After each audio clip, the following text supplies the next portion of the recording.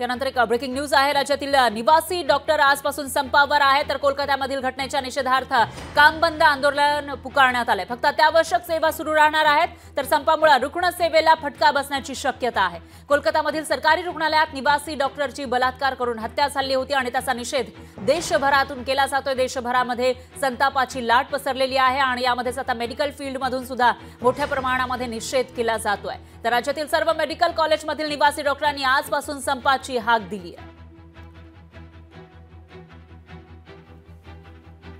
राज्यातील निवासी डॉक्टर आजपासून संपावर आहेत। कोलकात्यामध्ये एका ट्रेनी डॉक्टरवर अत्याचार करून तिची निर्घृणपणे हत्या करण्यात आली होती आणि त्याच पार्श्वभूमीवर आता सगळीकडून निषेध व्यक्त केला जातो। देशभरामध्ये या घटनेनंतर संतापाची लाट उसळलेली आहे। जो आरोपी आहे त्याला फाशी द्या अशी मागणी सगळीकडून केली जाते आणि त्याचाच निषेध म्हणून, या घटनेचा निषेध म्हणून आता निवासी डॉक्टर आजपासून संप पुकारणार आहेत। त्यामुळे ज्या अत्यावश्यक सेवा आहेत त्या वगळता इतर रुग्णसेवेला मात्र फटका बसण्याची शक्यता आहे। याविषयी अधिक माहितीसाठी आपले प्रतिनिधी स्वप्नील जाधव हे आपल्यासोबत जोडले गेले आहेत। स्वप्नील, काय सांगाल? निवासी डॉक्टरांनी संप पुकारलेला आहे आणि सध्या काय स्थिती आहे, काय कंडिशन दिसतेय, या संपाचा काही परिणाम जाणवतोय का? पर नक्कीच आता निवासी डॉक्टरांनी आजपासून संप पुकारलेला आहे। आंदोलनाला सुरुवात झालेली आहे। नायर रुग्णालय बाहेर आपण आहोत, या ठिकाणी निवासी डॉक्टर आहेत ते घोषणा सुद्धा देत होते, मात्र आता या ठिकाणी आपण बघतोय आंदोलन आहे ते तीव्र होताना दिसतंय। कारण राज्यामध्ये असेल, देशामध्ये असेल, ठिकठिकाणी जे रुग्णालय आहेत त्या ठिकाणी आंदोलन होत आहे आणि या आंदोलनामध्ये वी वॉन्ट जस्टिस या घोषणा या ठिकाणी देण्यात येतोय। यामध्ये जो प्रोटेक्शन कायदा आहे डॉक्टरांसाठी त्याचा वापर करण्यात यावा आणि पूर्ण रुग्णालयाच्या परिसरामध्ये सुरक्षा यंत्रणा ही तैनात करण्यात यावी आणि कुठेतरी सुरक्षा ही डॉक्टरांना मिळावी अशी त्यांची मागणी आहे। पण ते या निवासी डॉक्टरांशी संवाद साधू, काय नक्की मागण्या आहेत ते त्यांच्याकडे जाऊ। काय नक्की मागण्या आहेत तुमच्या या ठिकाणी प्रोटेक्शन संदर्भात?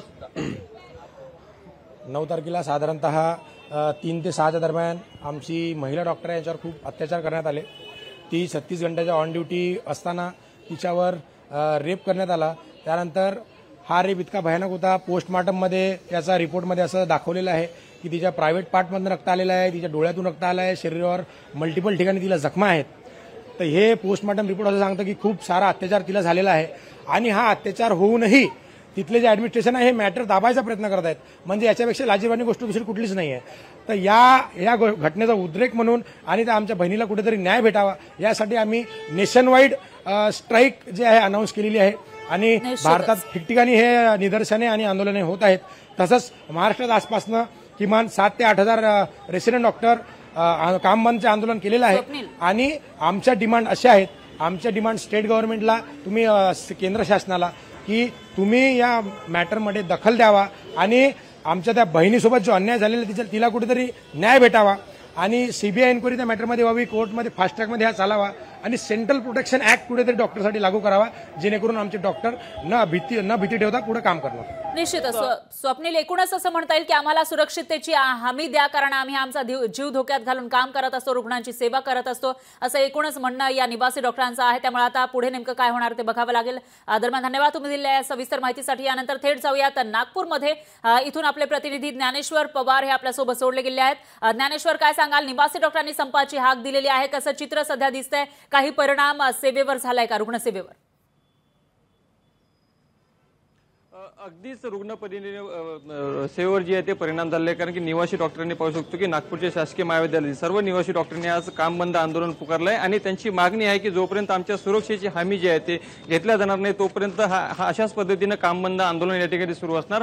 कोलकाता येथे महिला डॉक्टरवर झालेल्या अत्याचारांनी त्यानंतर त्यांच्या हत्येच्या निषेधार्थ जे आहे ते आंदोलन केलं जातं आणि एकूणच पाहू शकतो की सर्व निवासी डॉक्टर जे आहे ते या ठिकाणी आंदोलनामध्ये सहभागी झालेले आहे। आपण त्यांच्याशी बोलण्याचा प्रयत्न करूया। काय सांगाल तुम्ही आज आंदोलन करत आहात? कोलकातामध्ये जे हे प्रसंग झालाय ते खूप धक्कादायक आहे आणि ह्यासाठी आपण हे स्ट्राईक करत आहोत आणि आमचा पूर्ण प्रयत्न राहणार की आमची मागणी पूर्ण झाली पाहिजे, सुरक्षा वाढवली पाहिजे आणि तिला न्याय भेटला पाहिजे। अच्छा, काय मागणी आहे सर आपली? आमची मागणी अशी आहे की ज्या मुलीवर अत्याचार झाला तिला तिचं पूर्ण म्हणजे व्यवस्थित अशी न्याय व्यवस्था तिला मिळाली पाहिजे, तिच्या घरच्यांना कॉम्पेन्सेशन मिळालं पाहिजे आणि भविष्यात आमच्या डॉक्टरसोबत असा कुठलाही हल्ला होता कामा नये। आपल्या आंदोलनामुळे कुठेतरी या ठिकाणी रुग्णसेवेवरती परिणाम होऊ शकतो। आंदोलन कधीपर्यंत सुरू राहील? हा आंदोलन जोपर्यंत आम्हाला न्याय मिळत नाही तोपर्यंत हे चालूच राहणार। आणि लोकशाही मराठी ऐका, पहा, जागरूक रहा।